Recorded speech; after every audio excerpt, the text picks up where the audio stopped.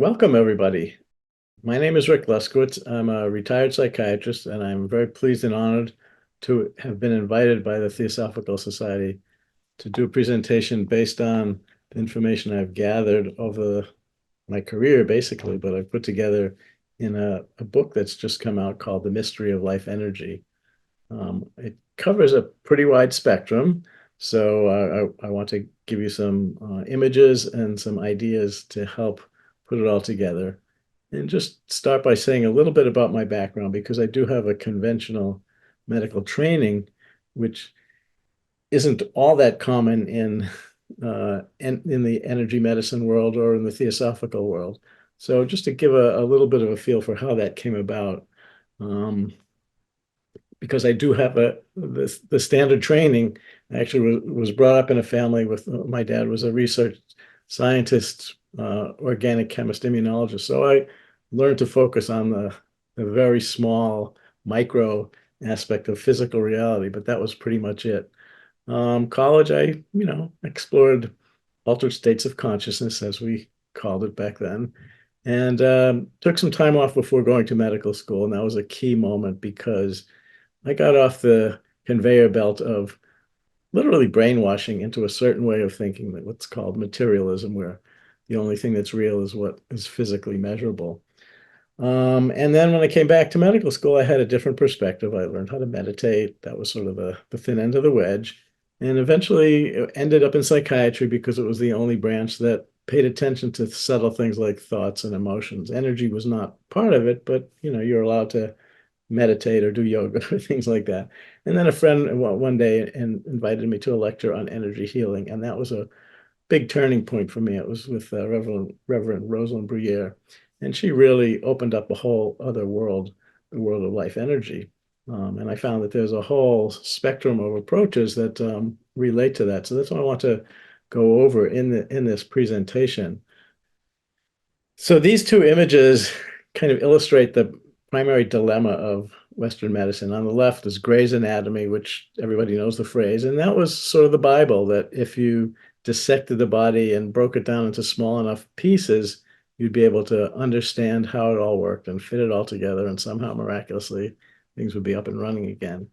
But there's what I like to call a newer edition of Gray's Anatomy on the right, which is the work of the visionary artist Alex Gray, who's actually no relation to John Gray. That would be quite the interesting coincidence if he was a great grandson or something.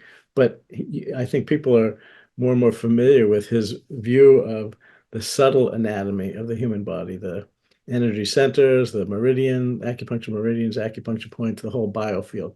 So this was really the big picture that Western medicine didn't have any room for back then, but is making some really nice strides towards. Other traditions around the world have acknowledged the reality of energy, of course. I think our culture now is finding a place for prana from the yoga tradition, chi from acupuncture, and also the Theosophical Society is 150 years into this kind of thing. This is one of their maps of the planes of reality. And I'll just highlight with my cursor.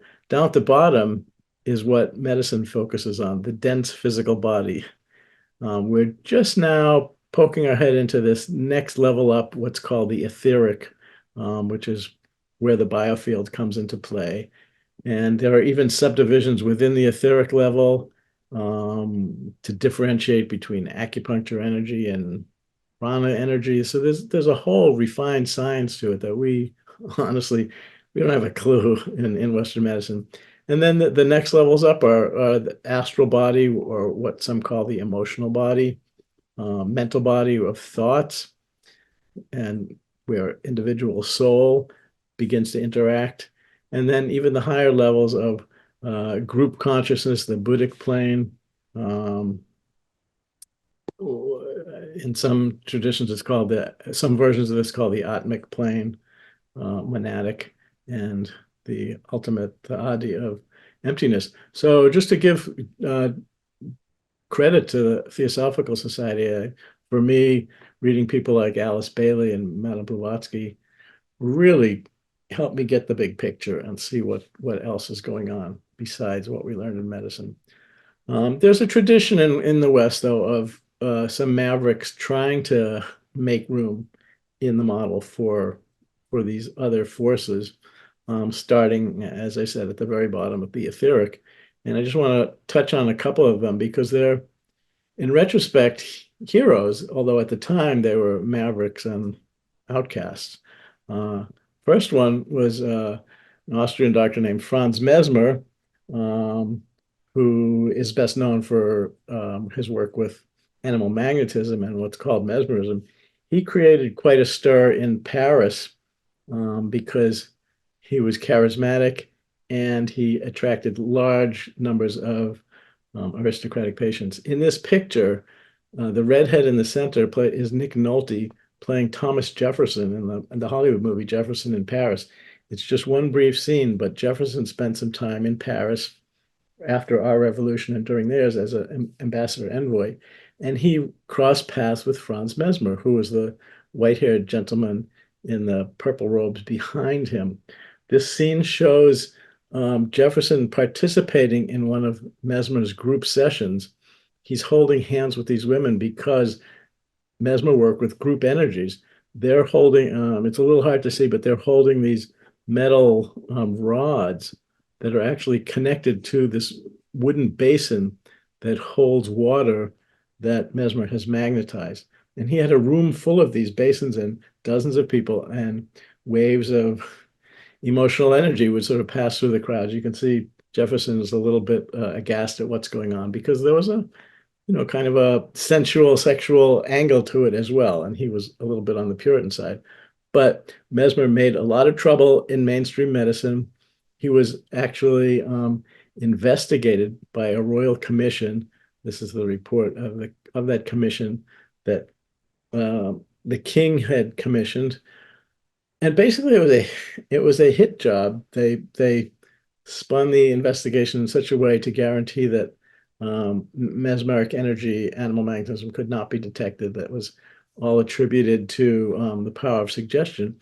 And his name is basically has not been restored yet, even though the practice continued for quite a few decades afterwards with surgical anesthesia being administered this way, and excuse me, etc. But he was one of the first to sort of poke through the Western medical model and paid the price, even though his theory about animal magnetism has a lot in common with acupuncture, with channels that he talked about that it flows through and a fluid that's involved. So again, I think he was, unfortunately for him, he was too far ahead of his time. Another person who was ahead of his time was one of the main disciples of Sigmund Freud, a psychiatrist named Wilhelm Reich. And he was interested in the sexual energies that he thought were behind neuroses and physical health. He called it orgone energy. And he utilized a device that's basically a box with linings of alternating metal and organic material like wood and cotton that he felt would charge up the body and allow them to heal. This is a model actually showing the kind of diagram, but it got him into trouble with the FDA, the Food and Drug Administration, that actually suppressed his work, burned his books, which was only in the 1950s, so it wasn't that long ago. So America does have a fairly recent tradition of book burning. There's a cautionary tale. He was imprisoned and actually died in prison just before his parole hearing. So a real black mark on how American medicine and the American political establishment did not do a good job in considering alternate views. And his work set the foundation for what we call now body-centered therapy, and it's energy-based therapies are now, as I said, becoming more and more mainstream. There are other ways that the medical establishment is suppressing alternative approaches, and that now in our age of social media and the internet, that's where the censorship can take effect. This is a graph of the daily visit counts to the website of a holistic psychiatrist named Kelly Brogan from about, what is it, well, 5 years ago now, in which you can see that at sometime in the late May, there was a dramatic drop off from one day to the next, literally. And that was when Google instituted a new search algorithm. And it's not a coincidence, but her hits dropped by 90%. Same with several other holistic physicians. And this was what's important is this was before the whole COVID thing, where there's been a lot of talk of active censorship and suppression of people who had non-conventional views of what COVID was about. She was just talking about different kinds of functional medicine and supplements and psychological, psychospiritual approaches, and yet she got hit too. So this is a very powerful mechanism by which unconventional approaches can be suppressed, and at least in this one particular example, it was quite effective. I spent my career in conventional medicine. I worked for over 25 years in a pain management program at Spaulding Rehabilitation Hospital, which is a Harvard affiliated hospital. And we work with chronic pain patients by weaning them off medications and teaching them self-management. And really, because mainstream doctors had such a poor track record with chronic pain, we sort of had a green light to try anything and everything. And so it was actually an ideal place to institute. And, initially it was things like meditation, mindfulness, but expanding out to acupuncture and Reiki and Barbara Brennan healing and the whole spectrum of things. And because the patients got better, it was, there were bumps in the road. And I talk about that a little bit in the book because, it was a mainstream establishment. But ultimately we have found our niche, our plateau. I included this picture because it's sort of, I'm still amazed that it ever happened, but the fellow pointing to the diagram is an Iraqi sports psychologist from Baghdad whose actual title was the team parapsychologist for the Iraqi Olympic Committee. He has psychic gifts and he could perceive energy fields among the athletes. And he worked with the athletes in the team to notice where there was misalignments and then give them exercises to come into alignment again. And he had found out about my work because one of my side projects off of the energy stuff had to do with sports and the role of energy in sports and the notion of getting into the zone and things like that. We'll talk about that in a sec. But so we had been in touch, and he actually was able to travel to Boston and visit with us. He gave a presentation at our hospital showing some of the different energy structures that he perceived. So I is a nice guy and obviously had a very challenging situation, but just the idea of being the team parapsychologist, I think that's something that I wouldn't even want to guess when that will start to happen for the American Olympic Committee. This is an important book that came out in the 1980s. It was one of the first medically oriented approaches to understanding some of these new therapies. It's called Vibrational Medicine, and Richard Gerber was a doctor. And I'm including it mainly because of the cover photograph. That's what's known as a Kirlian photograph of a leaf, in which the leaf is placed between two plates, and a small electrical discharge is the path is altered by whatever electrical field exists around the leaf. And you can see there's an aura around the leaf. These images were kind of popular in the 70s and 80s. The reason I'm most interested in it is because one offshoot of this was some researchers wondered what would happen to that image if you cut off the tip of the leaf. So if you just snipped it right across here, what would the resultant Kirlian look like?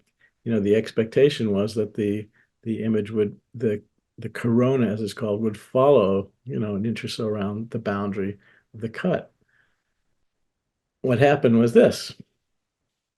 Actually, the corona still exists in its original alignment and form, even though the leaf isn't there anymore.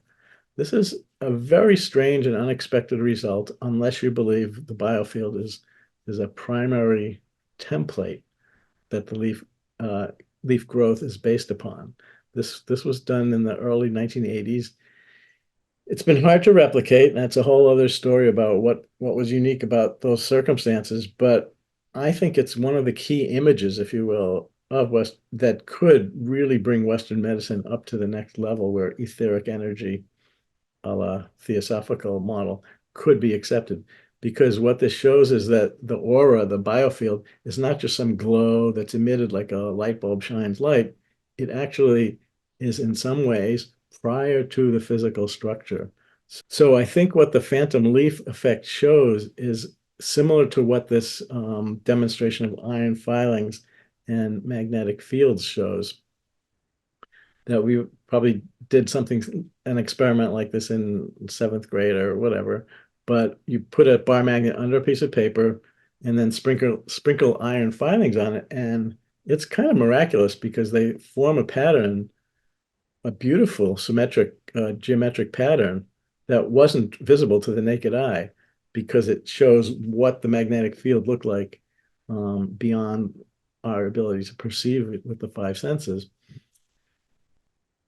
I think the analogy is that in our physical body, the cells of our body are like these iron filings, and the cells align according to the invisible underlying field.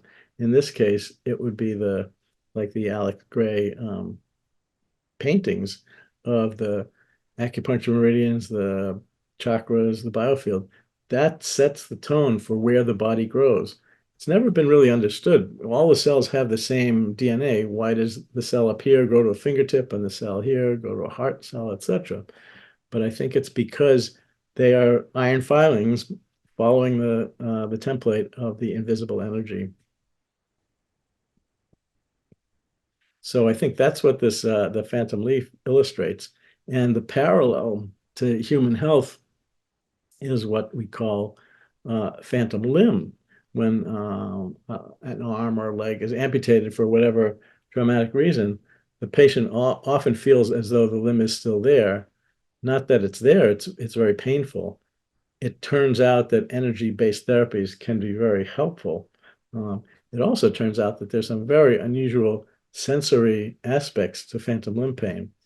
In this demonstration, the gentleman's right arm has been amputated, and you can see his prosthesis is at the edge of the table. He's looking away, and on the tabletop in white chalk is the outline of where he has imagined his phantom hand and arm to be. The fellow to the right has guided him in imagining it vividly, closing his eyes, and then the gentleman on the right at first, this is all on videotape, and you can see the link if you're interested in tracking it down, but he was able to touch the amputee's fingers and he could identify which one. In this snapshot, he has placed a teacup in the phantom hand, and the gentleman is about to identify it as a teacup, even though, well, even though there's no way he should be able to know what's going on. So the idea is that the biofield exists and is a real structure. It has its own physical existence, and it can transmit information to the patient. I treated some phantom limb patients where I could feel with the energetic sense between my hands, I could feel his phantom limb. He could feel me when I was touching his phantom limb. None of these are predictable by the medical model. So for me and for many others, this has been sort of the doorway into believing the whole biofield model of health and illness. And there are many therapies that are based on this model. A lot of them are derived from the acupuncture meridian and acupoint map that the traditional Chinese medicine drew a couple thousand years ago. This is a diagram from what's called energy psychology, also known as tapping or EFT, emotional freedom technique, in which the patient taps on each of these points on themselves while thinking about upsetting or emotionally stressful events or situations or thoughts even. And what happens is that tapping these points triggers a kind of a release where the patient will go, that sigh of relief that we've all experienced, and we can all feel how we settle down. That's an energetic phenomenon. That's a release of what you might call stagnant or built up prana. And this particular technique is very effective. We found with our chronic pain patients, it can be very helpful. It's also made great strides in the treatment of post-traumatic stress disorder. And there are some wonderful studies of its use in combat veterans and war refugees and whatnot that quite rapidly symptom alleviation, much quicker than any of the conventional therapies, even cognitive behavioral therapy, that's sort of the gold standard. So my hope is that this will become the next wave. It's now acknowledged by the Veterans Administration and used with veterans, and it's gaining a lot of acceptance through the work of the national professional organization called ACEP, Association for Comprehensive Energy Psychology. Their website has a lot of resources as well. And I mentioned my interest in sports. My local baseball team, the Boston Red Sox, had a phenomenal season about 20 years ago now, in which they finally won the World Series. And I was able to get access to the team by their management in order to make a documentary film about group energies. And part of it was I discovered that at least one player, this was the catcher, Jared Saltalamacchia, had used energy psychology himself, and he's demonstrating to me the different points that he would tap for himself. Um, the the link below is for my interview with him, but it's part of an hour-long documentary that appeared on PBS about 10 or 12 years ago, mainly about group energies, because the whole thing of how all of New England got caught up in the Red Sox success and the team chemistry and fan energy. And it turned out there are ways to measure that were quite fascinating to pursue. I got interested in some of the, you could say, altered states of consciousness through sports. And this is kind of joking, but it's a beautiful photo, but it actually looks like these guys are flying. And the whole notion of being in the zone that athletes strive for, and so do musicians, and so do poets and creative people, and everybody really. When everything comes into alignment and your subtle energies are flowing, you can do wonderful things. So the notion that altered states of consciousness and energy phenomena can happen in sports is largely attributed to the work of Michael Murphy. He's perhaps best known as the co-founder of the Esalen Institute, which was the home of the human potential movement for many years on the California coast. He was an excellent amateur athlete and golfer who also studied Eastern religion and mysticism and spent time in India studying with Sri Aurobindo. So he came up with a fascinating synthesis in which he combined the exceptional performance examples that Western athletes provided him with, contrasted that with what are called the siddhis, S-I-D-D-H-I, in the yoga tradition, where exceptional experiences occur as a result of yogic practices. This book is a compilation of anecdotes that were provided to him by really some very famous athletes, in which they describe their own paranormal or psychic experiences, whether it was a football player who could see energy fields around his opponents, several athletes who literally knew what was going to happen next, who had precognition, a pitcher who, well, actually, this wasn't, I had an opportunity to interview a Red Sox pitcher who described how he knew what the batter was thinking and hoping for. And so he could adjust his pitches in accordance with that. So it turned out it's not a rare thing that transcendent experiences are very common in sports. Murphy came up with this, not a slogan, but it's a very succinct summary of this work by saying, sport is the yoga of the West. And I think that's a really profound statement, that the same potential for spiritual advancement and enlightenment is available in sports as it is in yoga or any other spiritual practice. So sport as a spiritual practice is took a while for me to wrap my head around that one, but I think he was really onto something there. So the one of the themes in that chapter is about team chemistry and how important that is in sports and how to cultivate team chemistry, that there's some to be some kind of alignment between and among all the players. Um, that really resonated with me from what I had learned about the heart coherence, the work of the Heart Math Institute, um, who monitors heart rate and finds that there are certain rhythms that occur in times of alignment, shall we say, positive emotions that are very different than the rhythms from anxiety and agitation. So what we did was I was the guinea pig basically in this experiment in their psychophysiology lab. I was being monitored for my own level of heart coherence, as they call it.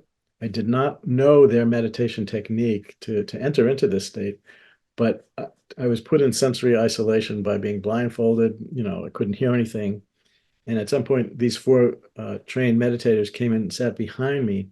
And on a signal from Roland McCready, the research director, they entered into this state, which basically only involves feeling an emotion of appreciation and imagining breath going in and out through your heart center. So there's no movement involved, no sounds involved. And what happened was, you can see the computer screen just off to my left, over my left shoulder. That began to show a very dramatic increase in my own level of heart coherence. Within 5 to 10 seconds of them starting, my heart coherence level doubled, tripled, and literally went off the scale. So it was very important because it showed that there could be some kind of entrainment process within groups, that somehow or other my nervous system began to resonate at the same frequency as theirs does, if you want to put it that way, use the tuning fork kind of analogy. So things happen within groups that we've all experienced, the power of groups when you're in a concert or a meditation retreat or a sporting event. It's very, very captivating. So this is beginning to study emotional contagion. And again, the this is only a 5-minute clip, comes from an excerpt from the movie. I should say on YouTube, the whole movie is available. Because the focus was on the Boston Red Sox, I entitled the movie "The Joy of Sox." Weird Science and the Power of Intention. And it had several different demonstrations of ways to measure these intangible energies that are not well recognized or accepted in the West yet. Um, this is another one, even stranger form of invisible energy. This is a photograph from Princeton University. They had an engineering anomalies research lab, the PEAR, the PAIR lab. And this fellow is sitting in front of it's a fairly well-known demonstration device for statistics in many science museums. There's a funnel at the top here in which a stream of small balls, smaller than marbles, falls down the chute, and it encounters each of those pegs and can fall either to the right or to the left. And as it goes through the several sequence of layers, it gets distributed out to the final product below. You can see the black curve is the what's called the normal distribution curve of statistics. He's looking at it, but he's also trying to influence the way that the balls fall. So he's literally trying to use his mind to influence a physical event that's happening 5 or 6 feet away from him. And it turns out that he does have an impact. It's very small, and the studies were done, replicated hundreds of times so that the additive effect could be noticed. And it's only a tiny amount. It's not like it shifts all the balls 6 inches over. It's a tiny amount, but it's statistically significant to a very, very high order of magnitude. So this lab was demonstrating the effect of the mind on physical world. They came up with a computerized version of this where instead of the mind influencing those balls, it would influence the output of a computer that was programmed to generate a stream of ones and zeros randomly. It's called a random number generator. And these are portable. The random number generators are portable.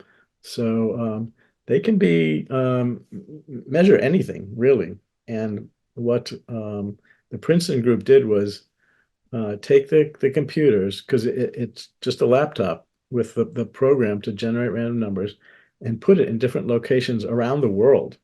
They now have a network around the world of over 60 of these units, continuously monitoring what's happening in the world. And most of the time, it's just a kind of a 50-50, not much happening. As it would show on this graph, the activity is almost always below this blue cumulative line of statistical significance.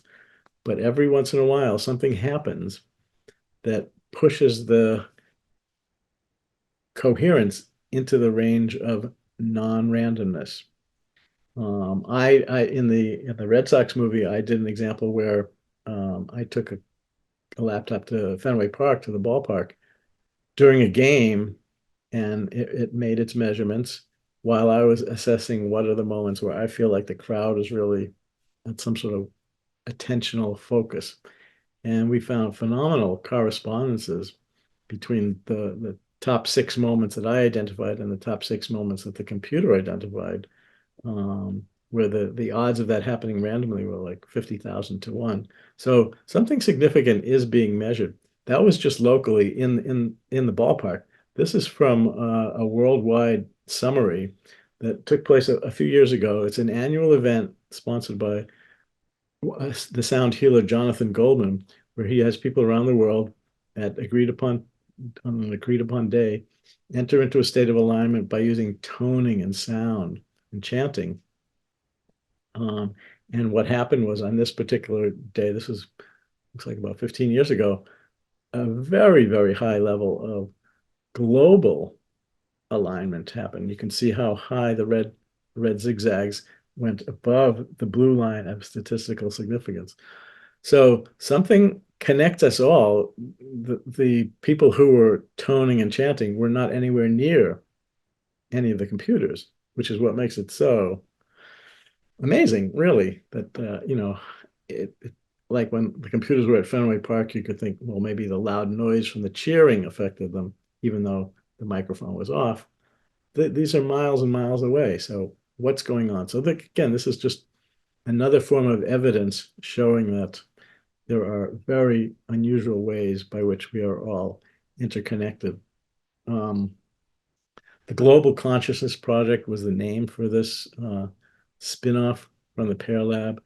They've done some really fascinating measurements. One of the most well-known of their finding was the day September 11th had some of the highest spikes that they had ever encountered.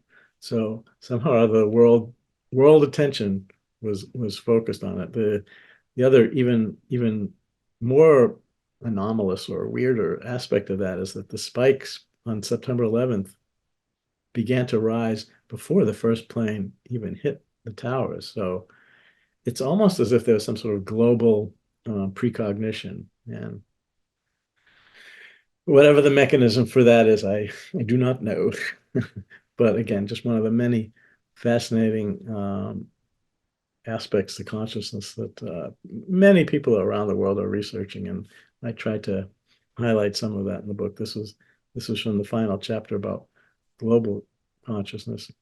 But the aspect of energetics that I'm most interested in now has to do with the earth itself, because you take the idea that all living beings have energies. I mean, there are holistic veterinarians who use acupuncture on their animals, and there in the book there's actually a chart of the acupuncture meridians of a horse, very, very analogous to humans.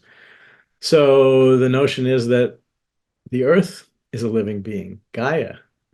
Certainly all the indigenous peoples around the world have no trouble with that idea. In the West, we tend to think of, the Gaia hypothesis was the forest is like lungs and the rivers are like arteries, but I don't think we take it too literally. However, there are some aspects of this that have been researched in England in particular that really highlight how the earth is alive. And I'm talking about what has reached I guess not quite the mainstream, but many people know about as ley lines, LEY. These are alignments of sacred sites and architectural findings, and that about 100 years ago, a British fellow named Alfred Watkins noticed that they all seem to happen in a line. And he began to make maps, and he focused on the area around Glastonbury and Avebury. Um, but more recent researchers have found that you can extend this line all the way from the tip of Cornwall on the southwest coast of England across to the Norfolk coast. And in this map, you can see the circles around the main points like Cadbury Castle and Glastonbury and some of the other castles and sacred holy springs and things like that.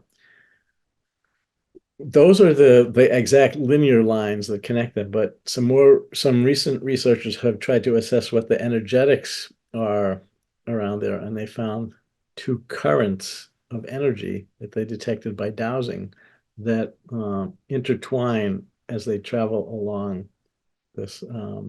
Really, it looks like an Earth acupuncture meridian. So I have gotten very interested in that. My wife is British, so we have the opportunity to go to England fairly often. And initially, I was interested in places like Stonehenge and Avebury. Those are uh, the from the Neolithic era. There are stone circles that are amazing in and of themselves as structures. But it turns out there's this other aspect that they're located on these meridian lines, and very interesting things happen there. The next slide is an aerial view over Stonehenge. Stonehenge will be at the top, and I think people are familiar. It's about 100 feet across. It's very large stones in a wheat field. But this is what appeared overnight in across the street, literally, from Stonehenge. It's a phenomenon called crop circle, and you can see it's huge compared to the size of Stonehenge. And this one was within a few hours, it appeared, noticed by people who had small craft flying over. And you can see it's incredibly complex. It's formed by the wheat stalks being laid down in really in such a complex pattern. This is the geometric pattern is called a logarithmic spiral. And I don't think anybody has a good explanation of how they're formed. When the first crop circles started appearing in England in the 1990s, they were much simpler and just circles and a few lines. And a couple of retired farmers said that they made it by dragging a board of wood over the wheat and crushed it down into these patterns. But these are pristine, actually. If you look closely at them, the wheat stalks are intact, and the patterns are far too complicated for doing something like that. This is the next one is a picture, an aerial view of another of the famous stone circles. That's Avebury above and the crop circle below. The smaller in the village is actually where the village was built, where the stone circles originally were. And you can see around the edge, these are some of the remaining stones. And you're allowed to walk within them. It's surrounded by the circular moat that marks the boundaries of the Avebury Central Complex.